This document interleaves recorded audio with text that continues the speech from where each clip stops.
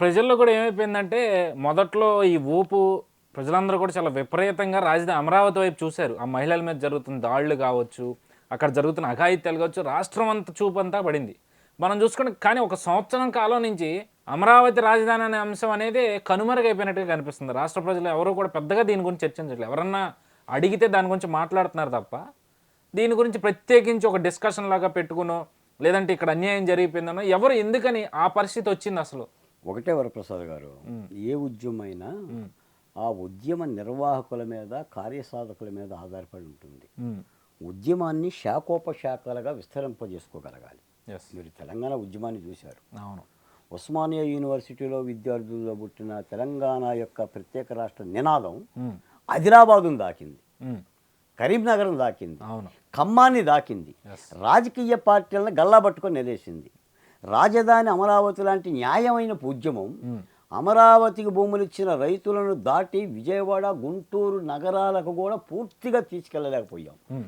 ఒకటి అంగీకరించాలి, అన్నిటినీ మేమే గొప్ప, మేమే హ్మ్. అని అనుకోకోకుండా ఆ ఉద్యమాన్ని నిర్వహించే సారథులు ఆ కార్యక్రమం చేయలేకపోయాం.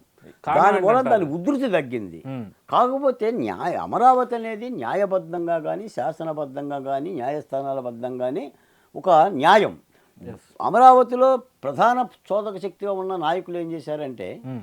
న్యాయస్థానాల పోరాటం చేశారు. హ్మ్. ప్రజా పోరాటం కొంత చేశారు, హ్మ్. న్యాయస్థానాల మీద ఆధారపడి న్యాయపూరితమైన పోరాటం చేశారు. హ్మ్. ఆ ఉద్యమాన్ని కూడా పూర్తిగా గాంధేయ పద్ధతిలో చేశారు. నీకు తెలుసో లేదో, హ్మ్. జగన్మోహన్ రెడ్డి గారి ఫ్లెక్సీ చిరునవ్వులతోనే ఉంటుంది తప్ప కనీసం ఒక చిరుగు కూడా కనిపించదు. అవును.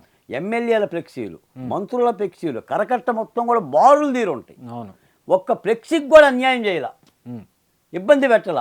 వాళ్ళు ఇబ్బంది పడ్డారు, వాళ్ళు వేదన పడ్డారు, వాళ్ళు ఏడ్చారు, వాళ్ళ చీరలు లాగారు, వాళ్ళ గాజులు పగలగొట్టారు, వాళ్ళ రక్తాలు కళ్ళ చూశారు, వాళ్ళ మీద కేసులు పెట్టారు తప్ప వీళ్ళు ఎలాంటి యొక్క ప్రతిఘటన ఉద్యమం అయితే చేయకపోవడానికి కారణం ఏంటంటే ఆ నాయకత్వం ఉన్న పరిస్థితి.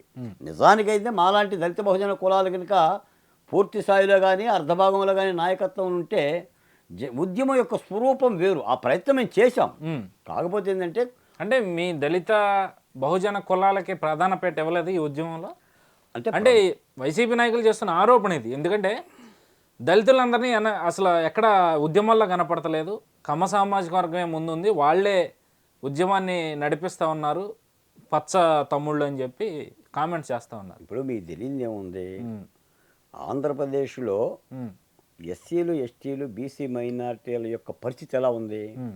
ఒక స్వతంత్రంగా ఒక రాజకీయ పార్టీ పెట్టుకొని నడిపించగలిగే పరిస్థితి ఈ రోజున ఉందా ఆంధ్రప్రదేశ్లో?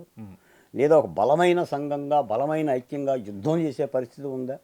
అలా గనక యుద్ధం చేసే పరిస్థితి ఉన్నట్టయితే ఎమ్మెల్సీ అనంతబాబు రోడ్డు మీద తిరుగుతాడా? హ్మ్. ముఖ్యమంత్రి అంట బస్సులో తిరుగుతాడా? హ్మ్.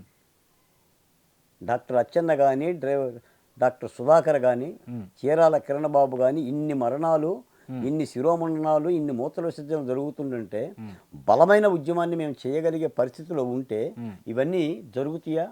అయితే ఏంటంటే శతాబ్దాలుగా ఆంధ్రప్రదేశ్ ఉద్యమాలు చేసి చేసి చాలా సామాజిక వర్గాలు అలసిపోయినాయి. హ్మ్. గతంలో కారంచేడు, నీరుకొండ, పదిరికుప్పం, వేటపాలెం, కంచిచెర్ల, చిల్లకల్లు, గోకరాజుపల్లి, బత్తినపాడు ఇలాంటి చారిత్రాత్మక ఉద్యమాలు చేసి కారణం ఏదన్నా కానీ ఆ ఉద్యమంలో వచ్చిన నాయకులు దారి తప్పటము, ఆ ఉద్యమంలో వచ్చిన నాయకులు పాలక పక్షాలకు వెళ్ళిపోయి అక్కడ ఎమ్మెల్యేలు, ఎమ్మెల్సీలు అయిపోయి దళితుల్ని మర్చిపోవటము,